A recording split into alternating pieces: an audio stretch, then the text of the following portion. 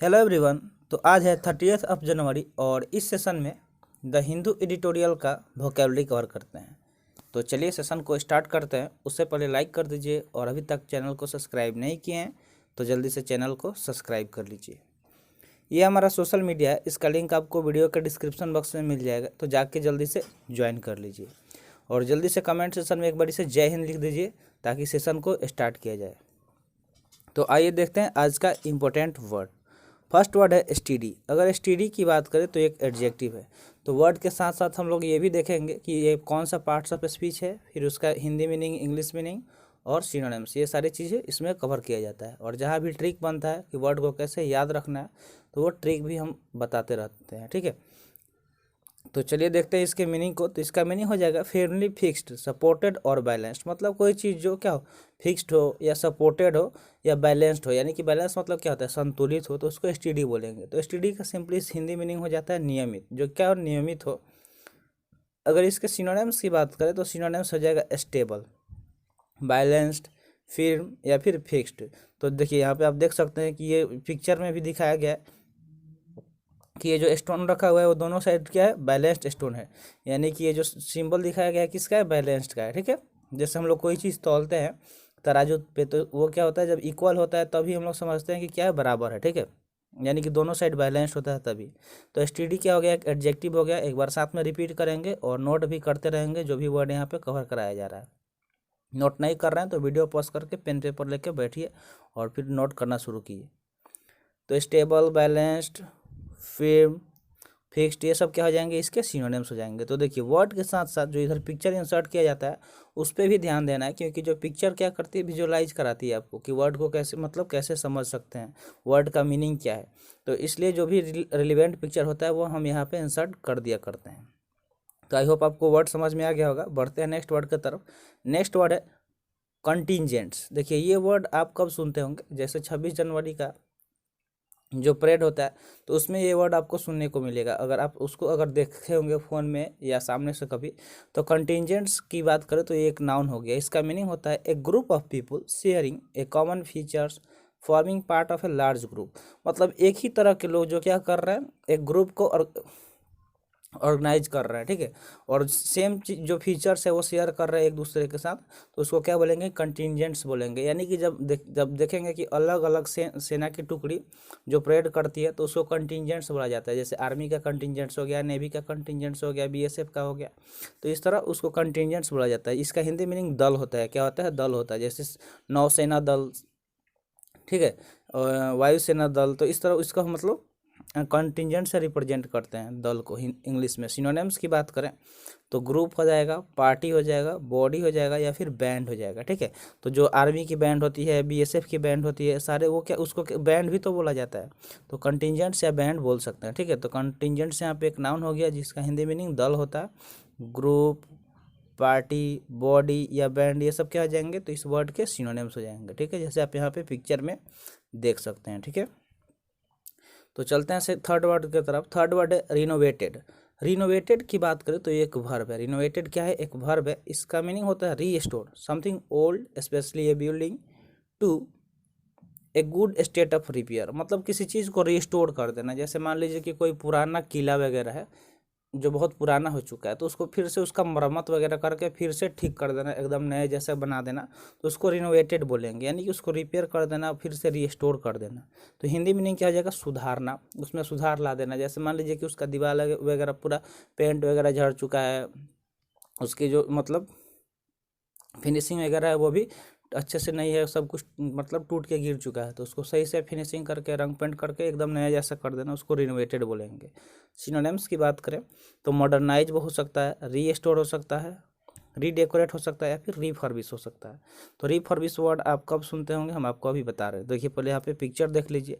तो वर्ड क्या हो गया, रिनोवेटेड हो गया, जो एक वर्ब है जिसका मीनिंग होता है सुधारना, और ये सारे इसके क्या हो गया, सिनोनिम्स हो गए जिसका सेम मीनिंग होता है, ठीक है। तो यहाँ पे पिक्चर भी देख सकते हैं कि इस घर को क्या किया गया है, काफ़ी अच्छा कर दिया गया रिनोवेट करके। तो यहाँ पे देखिए जैसे रीस्टोर, हम लोग फ़ोन को जब रीस्टोर करते हैं तो एकदम नया जैसा हो जाता है, इसमें का जो भी एक्स्ट्रा चीज़ हम लोग इसमें डाले होते हैं वो क्या हो जाता है, उड़ जाता है, तो एकदम नया जैसा हो जाता है, ठीक है। या फिर रीफर्बिश, हम लोग जब कोई चीज़ प्रोडक्ट खरीदते हैं तो रीफर्बिश ही मिलता है, यानी कि जो पुराना होता है उसको बिल्कुल नया जैसा करके सेल किया जाता है, ठीक है। यूज्ड फ़ोन वगैरह हो गया, तो अगर आपके पास बजट कम है और तो चाहे तो रीफर्बिश्ड फ़ोन भी यूज मतलब खरीद के यूज कर सकते हैं, तो उसको रिनोवेटेड भी बोल सकते हैं, ठीक है। तो उम्मीद करते हैं ये वर्ड आपको समझ में आ गया होगा। चलते हैं नेक्स्ट वर्ड की तरफ। नेक्स्ट वर्ड है वेंडर्स। वेंडर्स की बात करें तो एक नाउन है जिसका मीनिंग होता है ए पर्सन और company offering something for sale, specially A trader in the street. Vendors मतलब क्या होता है, जब आप जाएंगे कहीं गली वगैरह में, मार्केट वगैरह में, तो जो चीज़ें सेल करता है, जो कोई भी सामान सेल करता है, ऑफर करता है, उस एक तरह का बिजनेसमैन बोल सकते हैं, वो वेंडर्स उसको बोलेंगे, यानी कि विक्रेता, जो कुछ बेचता है, ठीक है, उसको विक्रेता बोला जाता है। अगर इसके सिनोनिम्स की बात करें तो सिनोनिम्स सेलर हो जाएगा, सेल्समैन हो जाएगा, डीलर हो जाएगा, या फिर ट्रेडर हो जाएगा। जैसे हम लोग मार्केट में जाते हैं फल लेने, सब्जी लेने, या जो भी ज़रूरतमंद सामान होता है उसको लेने, तो वो किसके यहाँ से लेते हैं, वेंडर्स के यहाँ से लेते हैं, यानी कि विक्रेता के यहाँ से, यानी कि जो ये चीज़ें बेचता है। तो सेलर हो गया, सेल्समैन, डीलर, ट्रेडर्स, ये सब क्या हो गया, इसके सिनोनिम्स हो गए। और पिक्चर भी देखिए, बाकी एकदम रिलेवेंट पिक्चर है वर्ड से रिलेटेड, तो पिक्चर की तरफ भी ध्यान से देखना है। और उम्मीद करते हैं आपको सेशन अच्छा लग रहा होगा। तो सेशन अच्छा लग रहा है तो जल्दी से लाइक कर दीजिए, और चैनल को सब्सक्राइब नहीं किए हैं तो सब्सक्राइब भी कर दीजिए। तो अगला वर्ड है वेगर्स। वेगर्स की बात करें तो एक वर्ब है जिसका मीनिंग होता है risk, a sum of money or valued item against someone else on the basis of the outcome of an unpredictable event. यानी कि कोई पैसा हो गया, या जो भी मतलब कीमती सामान हो गया, उसको रिस्क में डालना, ठीक है, ठीक है, किसी ऐसे इंसान के साथ जिसके जिसके मतलब जिस आधार पे आउटकम क्या हो, अनप्रेडिक्टेबल इवेंट हो। इसका हिंदी में नहीं हो जाएगा दांव लगाना। जैसे लोग जुआ खेलते हैं तो उसमें क्या होता है, दांव लगाते हैं, ठीक है, या फिर कोई मतलब लॉटरी वगैरह लगाते हैं तो उसको वेगर्स बोल सकते हैं। इसका अगर सिनोनिम्स देखें तो सिनोनिम्स गैम्बल हो जाएगा, जैसे गैम्बलिंग होता है, तो गैम्बलिंग में लोग क्या करते हैं, जुए वगैरह में पैसा लगाते हैं, पैसा ज़्यादा पाने के लिए, ठीक है, और वो अनप्रेडिक्टेबल होता है, क्योंकि मतलब कुछ भी हो सकता है, आपका लॉस भी हो सकता है, आपका प्रॉफिट भी हो सकता है। तो स्टेक हो गया, प्लेज हो गया, या फिर रिस्क हो गया, तो ये सब क्या हो गया, इसके सिनोनिम्स हो गए। तो आई होप आपको वेजर्स समझ में आ गया होगा। तो अब बात कर लेते हैं होमवर्क का। तो देखिए, जो भी वर्ड आप यहाँ पे सीख रहे हैं ना, उससे कोशिश कीजिए खुद से सेंटेंस बनाने का। अगर एक बार आप सेंटेंस बनाना सीख गए किसी वर्ड से, तो उसको बार बार यूज कीजिए कहीं भी डेली लाइफ में। जब यूज करना सीख जाएंगे वर्ड को अपने डेली लाइफ में, तो आसानी से वर्ड याद हो जाएगा, फिर आपको रट्टा मारने की कोई ज़रूरत नहीं है। और रट्टा मारा हुआ चीज़ ज़्यादा दिन तक याद नहीं रहता है। तो इसलिए यूज कीजिए, जो भी वर्ड आप सीख रहे हैं यूटिलाइज कीजिए अपने डेली लाइफ में, वो हमेशा के लिए आपके दिमाग में बैठ जाएगा। तो सेंटेंस बनाना है और उसको कमेंट सेक्शन में कमेंट करना है, ठीक है। तो बढ़ते हैं नेक्स्ट वर्ड की तरफ। नेक्स्ट वर्ड है मेमोरेबल, जो एक एडजेक्टिव है। तो देखिए, एडजेक्टिव इसलिए क्योंकि लास्ट में बी एल ई आया है, तो जब भी वर्ड के लास्ट में बी एल ई आए तो वो वर्ड क्या हो जाएगा, एडजेक्टिव हो जाएगा। ये हम आपको बार बार बताते हैं, सफिक्स के थ्रू भी आप एडजेक्टिव पहचान सकते हैं, नाउन पहचान सकते हैं, एडवर्ब पहचान सकते हैं।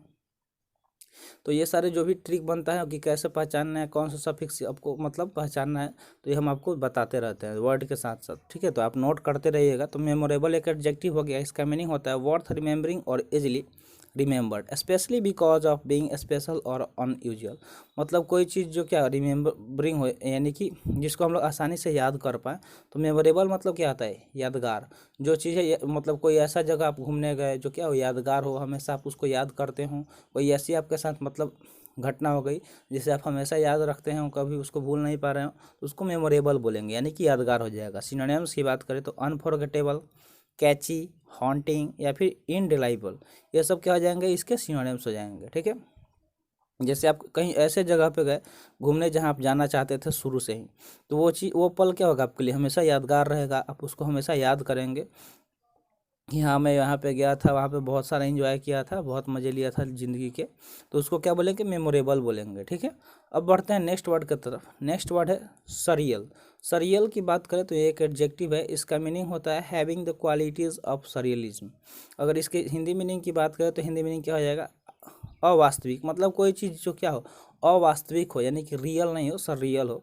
अगर इसके सिनोनिम्स की बात करें तो अनरियल बोल सकते हैं, जो चीज़ें अनरियल हो, ठीक है, यानी कि विचित्र हो, बिजारे बोल सकते हैं, वियर्ड बोल सकते हैं, या फिर स्ट्रेंज बोल सकते हैं। ठीक है, तो ये सब क्या हो जाएंगे, इसके सिनोनिम्स हो जाएंगे। जैसे आप यहाँ पे देख सकते हैं, कोई बंदा किसी रोड पे तैर सकता है? नहीं तैर सकता है ना, क्योंकि वो तैरना तो पानी में ही होता है। तो ये पिक्चर जो दिखाया जा रहा है वो क्या है, अनरियल है। सीधा से समझ में आ रहा है कि ये क्या है, एडिटेड पिक्चर है, यानी कि सही नहीं है, ये अवास्तविक है। तो वर्ड क्या हो गया, सररियल, जो एक एडजेक्टिव है जिसका मीनिंग होता है अवास्तविक, कोई चीज़ जो क्या हो, रियल नहीं हो। तो रियल नहीं हो, और कौन सा सिनोनिम्स हो सकता है, तो विजारे हो जाएगा, वियर्ड हो जाएगा, स्ट्रेंज। वियर्ड मतलब क्या होता है, विचित्र होता है, स्ट्रेंज मतलब अजनबी। तो ये सारे क्या हैं, इसके सिनोनिम्स हैं। तो आई होप आपको वर्ड समझ में आ गया होगा। तो चलिए बढ़ते हैं आगे, अगला वर्ड देखते हैं। अगला वर्ड क्या है, मार्चिंग। मार्चिंग की बात करें तो एक वर्ब है जिसका मीनिंग होता है walk in A military manner with regular measured trade.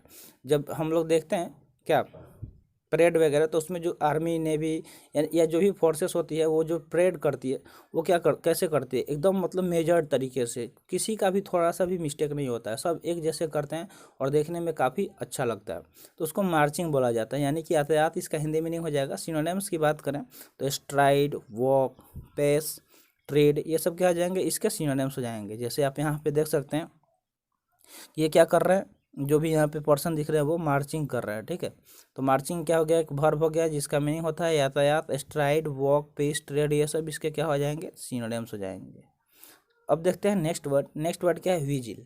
Vigil की बात करें तो एक नाउन है। विजिल क्या है, एक नाउन है जिसका मीनिंग होता है period of keeping awake during the time usually spend sleep specially to keep watch और प्रे।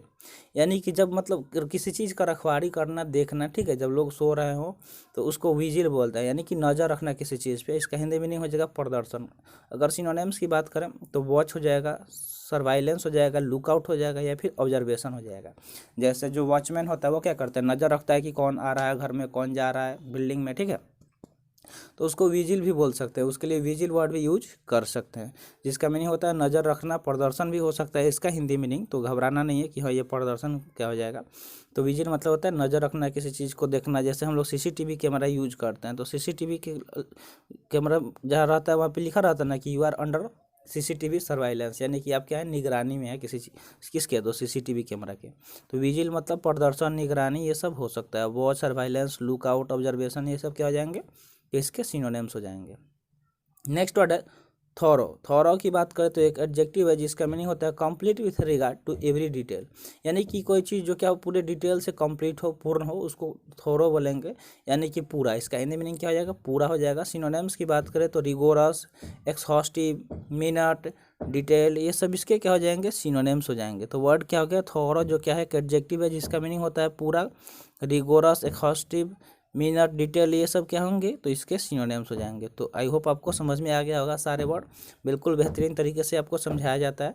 तो आज के लिए इतना ही, आज का सेशन यहीं पे समाप्त हुआ। सेशन कैसा लगा कमेंट सेक्शन में एक बारी से ज़रूर बताइएगा। तो मिलते हैं फिर अगले सेशन में। थैंक्स फॉर वॉचिंग, जय हिंद।